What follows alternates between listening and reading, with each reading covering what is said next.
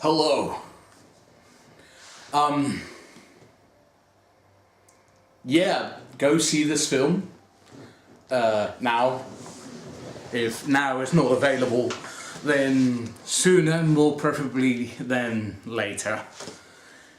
There is basically so many things that happen in this film. I mean, I don't want to say like every 10 minutes there's like a huge shocking swift turn of events. But there are stakes in this film.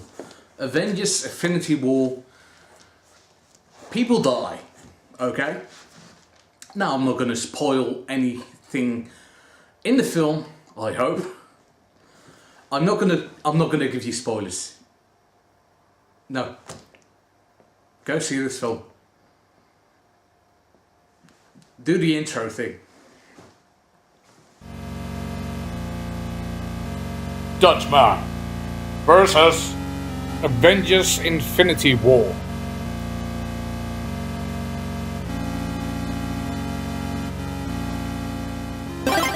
Hi, I know I'm just a big Dutch person on the internet and I have like the tiniest finite of crowds in the internet web space. It's just really a hobby. And I know I haven't seen that many films recently. It's mainly because I haven't had time and money to go to the cinema. But I had to go see Avengers Infinity War because this is the first film. This is the film. This is like the series finale. It's like the penultimate episode of a show that's going to stop. Because you know there's going to be more Marvel films after this, but this definitely feels like it's the end. So I had to go see this, and I saw it on the premiere night here in the Netherlands, and I'm happy I did because there's going to be spoilers everywhere. Oh god. Okay, so the plot goes thusly. There's a big purple space alien and he wants to rule the universe by collecting all these magical stones that we've seen in the previous Avengers films. And movies about him, it's Josh Brolin. And I saw somebody on Twitter mention the other day like, oh, what if Ron Perlman could have been Thanos in the 90s? I'm like, yeah, you know what, I think I would rather have seen Ron Perlman play Thanos. But after this film, I gladly take those words back. Josh Brolin is the star of Avengers 3 versus 3.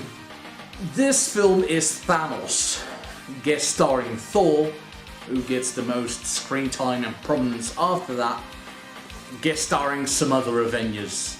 And I can't say if I really like this film because of the events in the film, or if because I know that there are stakes now, like the final stretch, and these are characters I've seen and known for over 10 years. So I feel like maybe it's because I already invested in these characters, so maybe the plot itself is not that good? Question mark. Because I can't tell you the difference, I legit can't. The plot's very basic. But surprisingly, Thanos is not. They've given him a lot more depth than he had in the comics, where he's basically in love with the anthropomorphic personification of death itself. Here it's a little bit different. To explain to you what it is, we'll be telling you what the film does with several key moments, so again, rather not. This is more turning into a general recommendation rather than an actual review. The events that happen to all the characters, you are like, oh wow, I feel for these people. Several characters go into a different direction than others do. Like there's like a let's split up team like Scooby-Doo does. Fred and Daphne and Velma go in the attic, and Scooby and Shaggy, they go to the creepy dungeon. So yeah, there's a couple of people that meet up with the Guardians.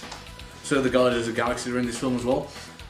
And yeah, this basically This leads several characters connecting that others don't get to meet, which is a shame, but there's still future installments of these coming up, so all I can say is that people make fun of Robert Downey Jr. saying that, oh, he plays Robert Downey Jr. as Tony Stark. But the last scene he shares with Spider-Man in this film, it's quite good. It really made me go like, wow. The movie interchanges quite often to see like, hey, what are these guys up to? What are these guys up to?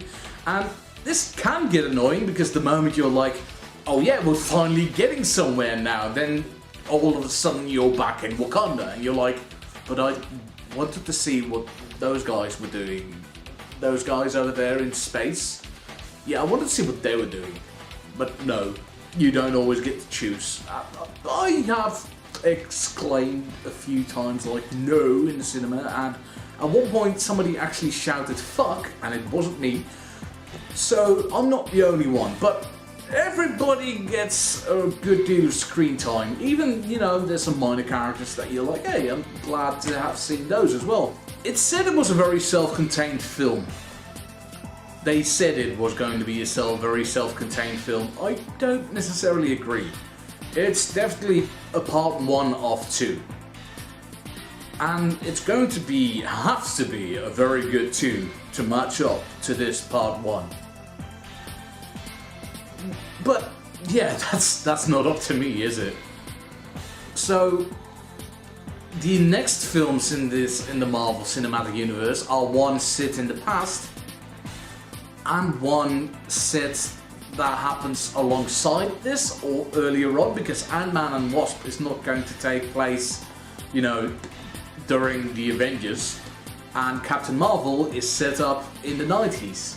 And then the next film is, luckily, Avengers 4 in 2019. I said to my brother, like, usually when you leave a theatre after you've seen a film, you're quite elated, you're quite happy, giddy, you want to talk about how awesome the film is. But we were both very keenly aware that there are lots of spoilers in this film. So we couldn't ruin it for anybody queuing up for a later screening, right? Because it's not like Family Guy where somebody goes like, oh my god, Darth Vader is Luke Skywalker's father, or shouting, Snape kills Dumbledore against the people queuing up for Harry Potter books. But we felt a bit dour, like downtrodden. In a good way. We both came to the conclusion that, yeah, it's not an ideal ending for the film, but it shows you that you have invested yourself in a series, that it has stakes, and then you feel for these characters. So in the end, it works. So I'm really happy to have seen this, and if you haven't seen it and you're planning not to, the question is why? Why not? Everybody should see this film. Except people that hate Disney because it's not as dark and scary as Superman killing Zod by snapping his neck and Batman asking Superman if he bleeds. You know, for adults. Please let me know in the comments down below what you think of this silly, quippy one-liner fest. Let me know if you cried during that one moment. Let me know what you think about Thor and the trash panda guy, you know, the most pivotal ones.